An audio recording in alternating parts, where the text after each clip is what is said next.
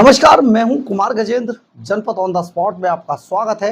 हमारे एक दूसरे social media platform podcast with Kumar Gajendra में भी आपका स्वागत है, जहां आप हमें सुन सकते हैं। दिल्ली के पूर्व मुख्यमंत्री और आम आदमी पार्टी के संयोजक अरविंद केजरीवाल के लिए एक बड़ी बुरी खबर आने वाली है। और बुरी खबर यह है कि अरविंद केजरीवाल की संपत्ति जब्त कर ली जाएगी। केजरीवाल की, इसके अलावा अगर हाई कोर्ट या सुप्रीम कोर्ट से ईडी को सीधी लाइन मिलती है तो आम आदमी पार्टी की संपत्तियों को भी जब्त कर लिया जाएगा। इसकी पूरी तैयारी कर ली गई है और इस तैयारी के तहत ईडी ने एक एक संपत्ति का ब्यौरा दर्ज कर लिया है, बहुत सारा रिकॉर्ड इकट्ठा किया है। और इतना ही नहीं, आम आदमी पार्टी के राष्ट्रीय संयोजक अरविंद केजरीवाल के अलावा मनीष सिसोदिया, संजय सिंह, ये सारे भी इस लपेटे में आ चुके हैं। विजय नायर, ये सब भी इस लपेटे में आ चुके हैं। यानी कि जो बड़ा घोटाला शराब के नाम पर अरविंद केजरीवाल एंड कंपनी ने किया था, उसका अब पटाक्षेप होने की कगार पर है।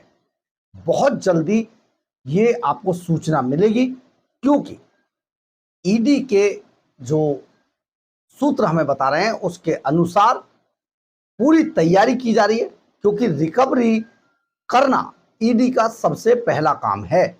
जितनी भी संपत्ति उन्होंने गायब की है, बनाई है और उसको गायब किया गया, उस सब को, जितना पैसा उन्होंने गबन किया है, उस सब के एवज में इन सभी आरोपियों की संपत्तियों को जब्त कर लिया जाएगा।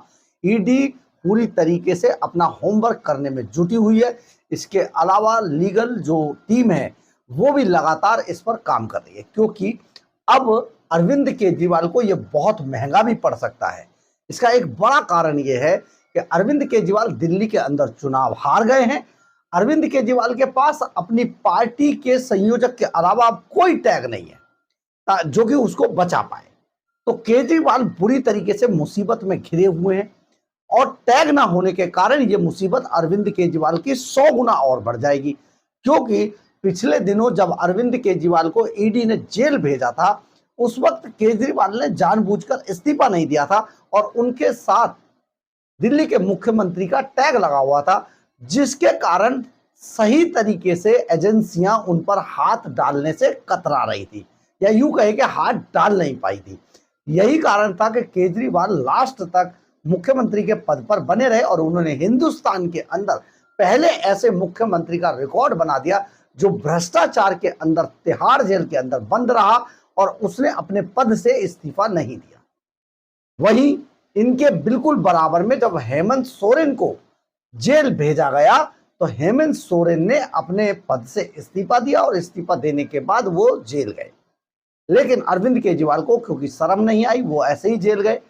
मुख्यमंत्री के पद पर वो लगातार बने रहे और मुख्यमंत्री को जो सुविधाएं मिलती हैं उनको वो सेवन करते रहे थे।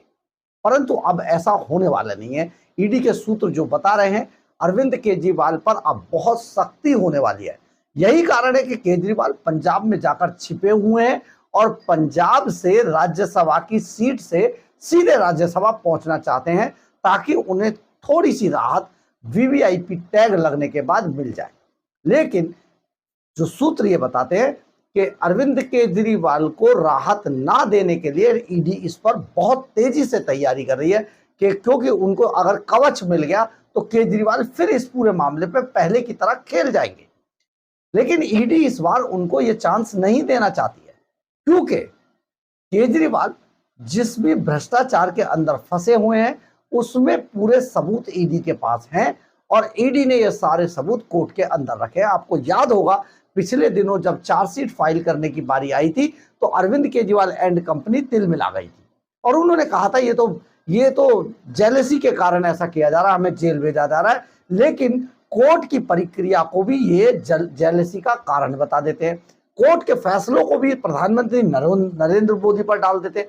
ये इनका पुराना जो राग है ये लगातार चल रहा है। लेकिन अब इस पर जब एक्शन होगा तो अरविंद केजरीवाल एंड कंपनी फिर से यही बात कहेगी। लेकिन सबसे बड़ी सोचने की बात यह है कि आज अरविंद केजरीवाल के पास ताकत के नाम पर ज्यादा कुछ बचा नहीं है।